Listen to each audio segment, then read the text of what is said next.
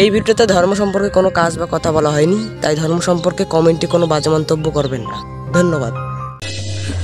শেরজি, আমাকে বাঁচান, আমার ব্যবসা ডুবে গেছে শেরজি।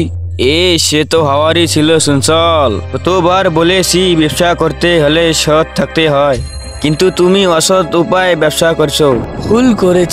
ভুল করেছি শেরজি, এই ভুল দুবার করব না। এবারের মতন করে আমাকে কিছু টাকা ধার দিন, আমি যেন নতুন করে ব্যবসা শুরু করতে পারি। কিছু টাকা বলতে কত? এই ধরুন 1,10,000। বলো কি, এত টাকা তোমাকে দিয়ে দিলে আমার কারবার যে বন্ধ হয়ে যাবে। আপনার তো নিজের কোনো ভাই নেই, ধরে নিন আমি আপনার ভাই। বিপদের দিনে ভাইকে এইটুকু সাহায্য করবেন না ভাই? আমার ভাই নেই মানছি, কিন্তু আমার তো সংসার আছে, ছেলে বউ আছে। এভাবে আমাকে ফিরিয়ে দেবেন না শেঠজি, বউ বাচ্চাকে নিয়ে যে পথে বসতে হবে।